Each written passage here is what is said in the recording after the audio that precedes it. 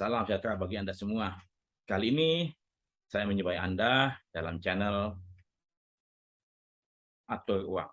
Ya, Eh, kali ini saya ingin berbagi dengan tema melipat gandakan gaji sebanyak hampir 200 kali selama 10 tahun.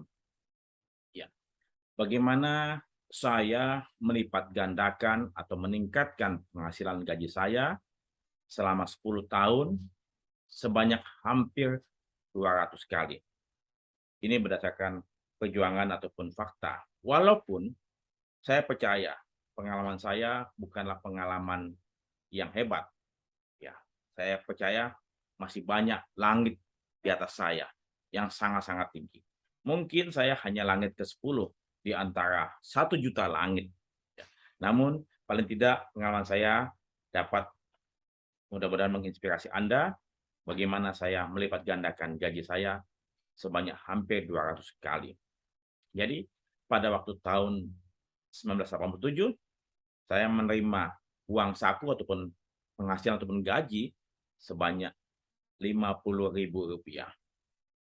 Kemudian hingga tahun 1997 saya hanya punya penghasilan hampir 10 juta. Jadi dari 50.000 menjadi hampir 10 juta. Dari tahun 87 hingga tahun 97. Apa yang saya lakukan? Dan saya waktu itu pun juga nggak tahu bagaimana cara melipatkan gaji saya. Namun yang saya lakukan adalah saya belajar bagaimana bekerja dengan baik.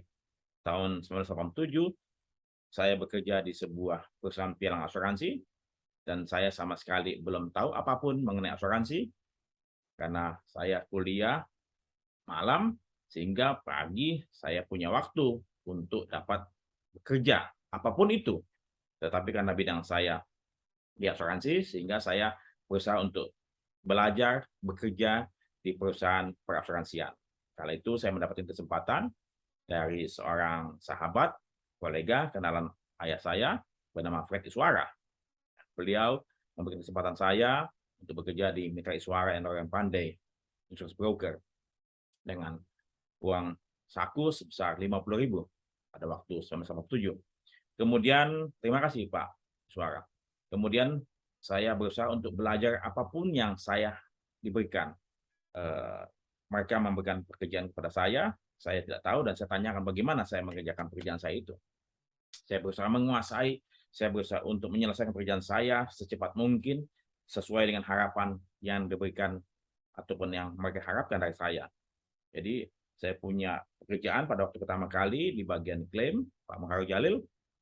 Pada waktu sebagai manajer saya bekerja di bagian klaim, kemudian saya menyimak semua, mempelajari semua apa yang ada dari klaim kendaraan, klaim-klaim yang lain. Ya, kemudian setelah itu saya pindah dari Pak Muharrem Jalil, saya pindah ke Pak Karl Kaihatu untuk mempelajari penutupan, ya penutupan hospitalization, personal accident sama life insurance, baik itu claims maupun penutupan. Ya, karena saya membantu Pak Karhatu, saya membantu semua administrasi. Saya berusaha untuk belajar apapun yang saya dapatkan. Saya berusaha untuk memfotokopi semua bekas-bekas untuk saya pelajari di rumah. Saya pelajari dia punya klausula-klausula dan segala sesuatu yang ada. Saya punya bahasa Inggris sangat minim, sehingga saya perlu baca dengan kamus. Ya, saya baca polis dan kamus di sebelah saya. Saya stabilo apapun yang saya temukan dan saya tidak pahami. Saya kembali ke kantor dan bila mana saya tidak paham apa yang saya pelajari di rumah, saya tanyakan kepada saya punya atasan. Intinya apapun yang mereka berikan pada saya pelajari, saya kuasai.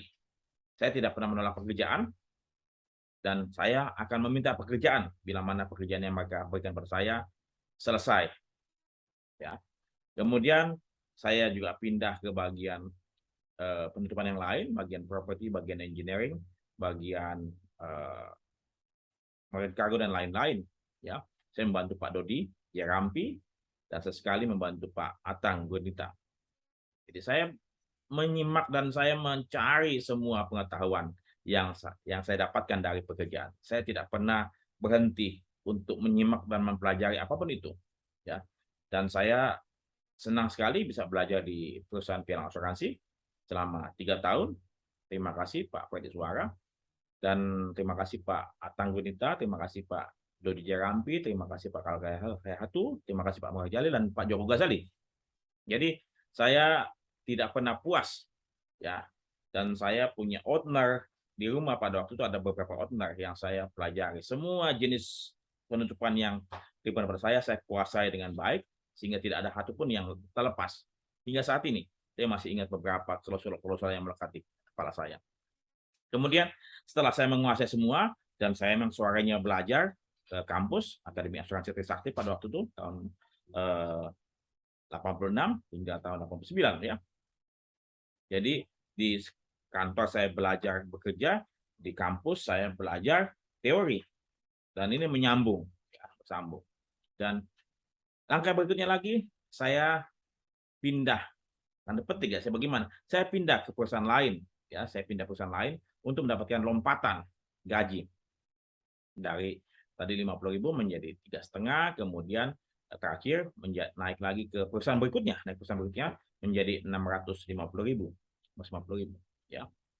Saya pindah ke perusahaan asuransi Tokyo Marine Indonesia, waktu itu masih bernama asuransi Jaya Seraya, asuransi Jaya Seraya yang berada di Skyline, ya, Menara Cakrawala saat ini, ya, di Tamrin. Dan saya bekerja selama tadi di Mitra Suara selama 3 tahun. Saya berharap saya bisa belajar sesuatu di Tokyo Marine Indonesia.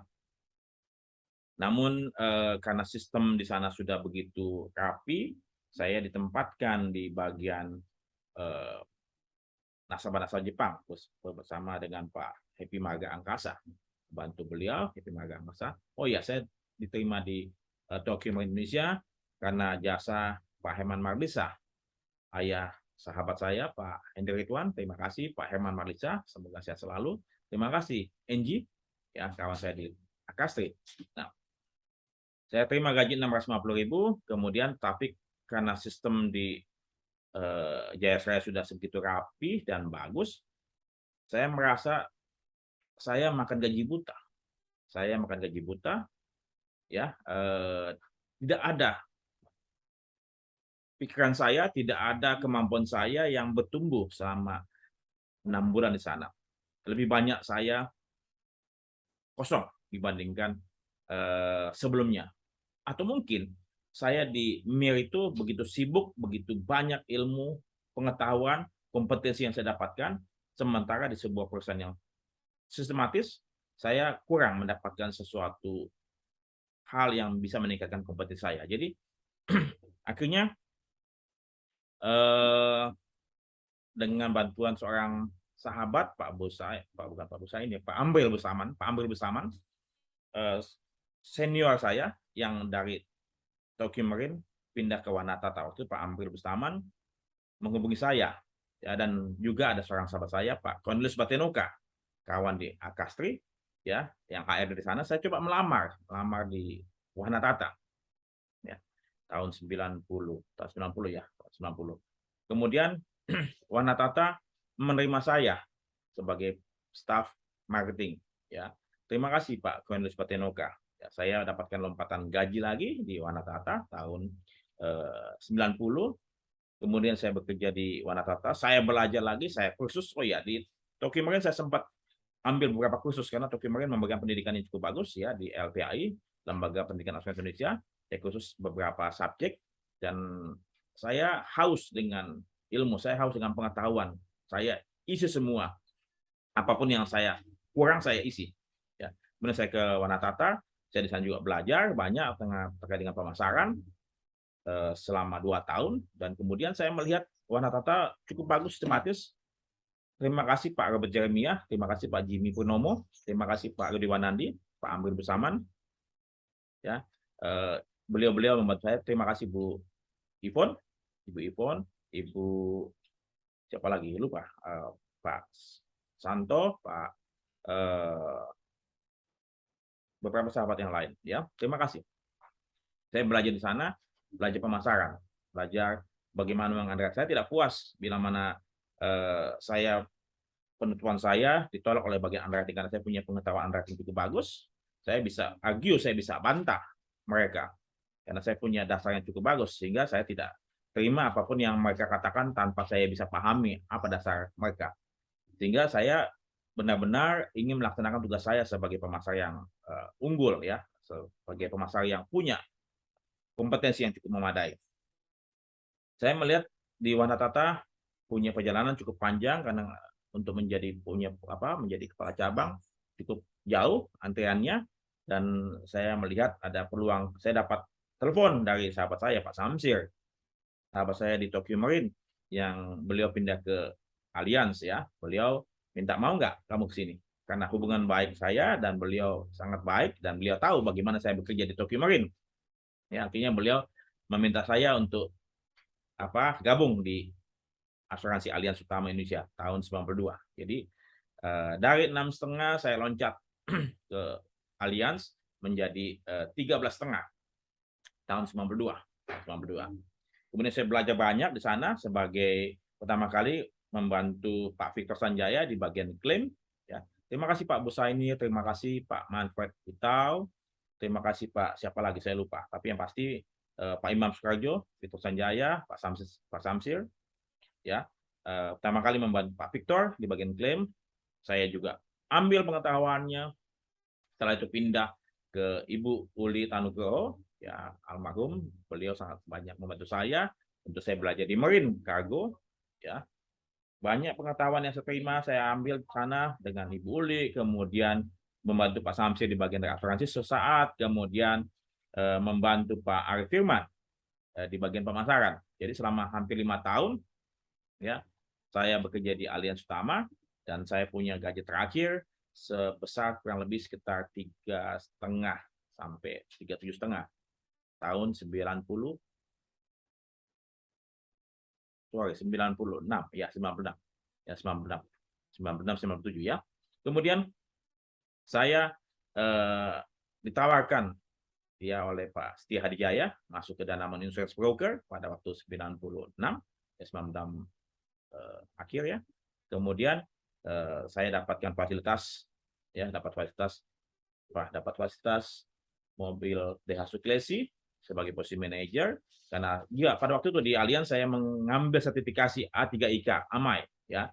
Jadi selain saya mengembangkan kompetensi saya di Allianz dengan mengisi saya punya pengetahuan dari pekerjaan yang saya lakukan, saya membaca semua pekerjaan saya mengambil kursus-kursus di LPAI, ya. Saya juga mengambil sertifikasi di AMAI di tahun 96, dan sehingga saya dapatkan A3IK tahun 96 tersebut.